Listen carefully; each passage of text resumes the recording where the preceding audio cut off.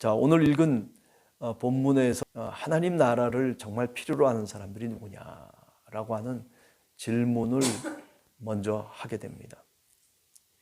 저도 이렇게 이리저리 거리를 돌아다니다 보면 정말 힘들게 살아가는 사람들이 보이거든요.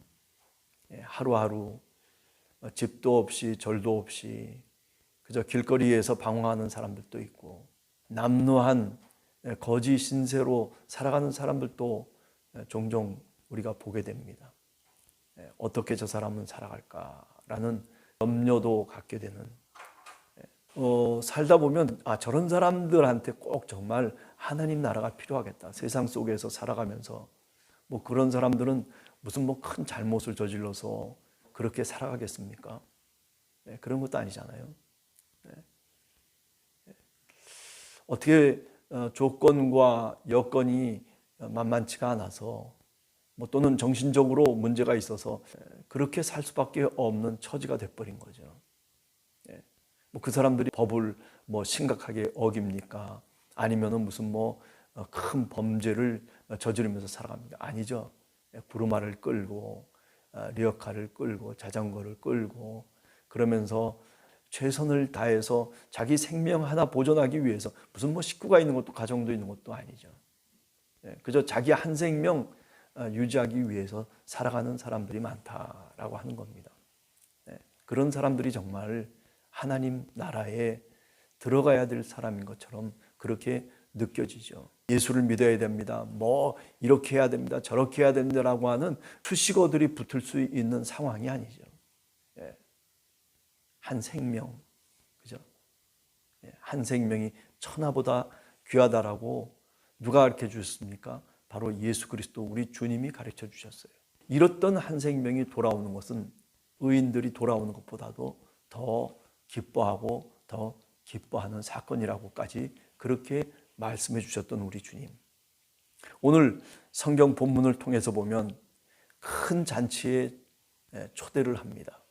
당연히 올 거라고 생각했던 사람들, 뭐 예수님 당시로 돌아가 보면 뭐 율법에 대해서 잘 알고 하나님에 대해서 잘 알고 하나님의 나라가 어때야 된다, 뭐 이런 지식들, 이런 이론들, 이런 주장들을 이야기했던, 누구보다도 더 잘 알고 있었던 사람들, 그 사람들은 주인의 초대에 응하지 않았다라고 하는 거죠. 모두 다 사양하면서 다 거절을 합니다.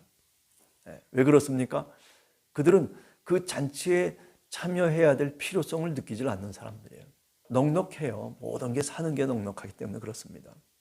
넉넉한 사람들, 내가 꼭 저 집에 가가지고 꼭 그렇게 해야 되나? 뭐 그럴 필요 없는 거죠. 그런데 반해서 이 잔치에 초대를 받은 사람들은 어떤 사람들입니까? 두 번째 이야기를 통해서 보면 부족한 사람, 뭔가 부족한 사람들이에요. 생각해 보세요. 가난한 사람들, 장애자들, 쩔룩바리들, 맹인들, 뭐 이런 등등의 사람들을 초대하지 않습니까? 종들을 시켜가지고 주인이 나가서 그들을 데리러 오라고 그렇게 이야기를 하고 있습니다. 21절에 보면 종이 돌아와서 주인에게 고하니 집주인이 노에서 종에게 이르되 빨리 시내 거리와 골목으로 나가서 가난한 자들과 몸 불편한 자들과 맹인들과 저는 자들을 데려오라. 바로 이들이 이 잔치에 들어오기를 간절하게 집주인은 요청하고 있는 거죠.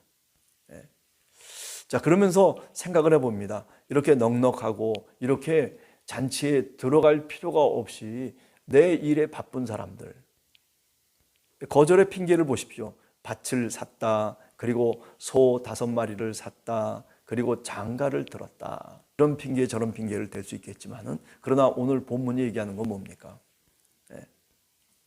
이런 사람 저런 사람, 처음에 초대를 받은 사람이 이렇게 거절을 하고 핑계를 댔다라고 하는 거죠. 주님의 복음이 전해지는 곳곳에 이런 일들이 왜 없겠습니까? 저 사람이 꼭 복음을 들어야 되는데, 구원받아야 될 사람들인데, 그런데 이 핑계 저 핑계를 대는 거죠. 오늘 또 마찬가지 아니겠습니까? 정말 새벽 기도에 나와야 될 사람이 있는데, 수요 기도에 나와야 될 사람이 있는데, 아니 이렇게 신앙생활하고 저렇게 신앙생활하면서 살아가야 될 사람들, 그런데 이 핑계 저 핑계를 대는 거죠. 왜 그렇습니까? 부족함이 없기 때문에 그런 겁니다. 그저 모든 게 수월하고 모든 게 넉넉하기 때문에 그렇다라고 하는 거죠. 믿음의 삶을 살면서 넉넉함이 꼭 우리들에게 좋은 건 아닙니다. 뭔가 내 마음속에 만족함으로 가득 차 있는 것이 그게 꼭 좋은 것은 아니에요. 한편으로는 이렇게 오늘 성경 본문에 나와 있는 것처럼 이 핑계 저 핑계를 댈 수 있는 이유가 많을 수밖에 없다라고 하는 거죠. 집주인이 경로를 합니다. 종에게 명령을 해서 그러면 시냇가 저 시내 거리로 나가서 골목으로 나가서 이런 사람 저런 사람들을 데리고 오라는 거죠. 그런데도 불구하고 종이 집주인에게 얘기합니다. 아직도 자리가 남았습니다. 그래? 그러면 저 길 너머로 산울타리를 지나가서 그래가지고 거기 지나가는 사람들을 강권하고 데리고 오라. 아니 저 울타리 밖에 있는 사람들을 끌고 오라는 거죠. 울타리 밖에 있는 사람들, 자격 없는 자들을 얘기하는 거죠. 초대교회로 돌아가 보면 이방인들이죠. 예수님 시대로 돌아가 보면 전혀 이스라엘에 선택받은 울타리 안에 없는 사람들, 저 밖에 있는 사람들. 우리가 요한복음 10장에도 보면 그죠? 우리 밖에 있는 양들이 있다라고 그래요. 목자의 음성을 듣고 그 우리 밖에 있는 양들도 이제 우리 안으로 들어올 것을 주님께서 말씀하시지 않습니까? 오늘 이 비유의 말씀 속에서 아직도 자리가 있습니다. 그래서 저 자격 없는 울타리 밖에 있는 전혀 생각지 않았던 사람들까지도 초대를 하고 그리고 강권하여 데리고 오라 이렇게 말씀하고 있는 거죠. 그래서 어떻게 얘기합니까? 23절에 보면 내 집을 채워라. 내 집을 채워라. 내 잔치 자리를 채워라 라고 하는 이런 명령을 하고 있는 거죠. 오늘 우리들도 예수 그리스도를 믿으면서 교회의 구성원 가운데 한 사람, 그리스도의 몸된 지체로서 살아갑니다. 우리들에게도 이런 명령을 하나님께서 하고 있지 않을까라는 생각을 해봅니다. 강권하여 데리고 오라. 자격이 없다고 생각되는 사람들, 울타리 밖에 있는 사람들이죠.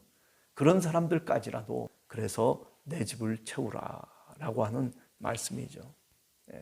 하나님이 우리를 초대하셔서 그래서 잔치를 베푸시고 우리에게 은혜를 베풀어 주시기를 원하심에도 불구하고 그런데 이 핑계 저 핑계를 대면서 이리저리 비껴나가는 거죠. 우리가 코로나 이후에 얼마나 많은 교회들이 힘들어합니까? 뭐 큰 교회와 상관없겠지만은 그러나 작은 교회들은 빈자리가 더 비어버리는 거죠. 그죠? 하나님이 부르시고 계시는데 예수가 우리를 부르고 있는데도 불구하고 부름에 응답하지 않는 우리들의 모습이 혹시 있지 않을까라는 생각을 하면서 오늘 이 새벽에 기도의 제목으로 삼습니다. 주여, 주님이 부르실 때 우리가 즉시 응답할 수 있는 우리 교회가 되게 하시고 우리 성도들이 되게 하시고 우리 자신이 될 수 있도록 기도하며 출발하는 하루가 되시기를 원합니다. 같이 기도하겠습니다.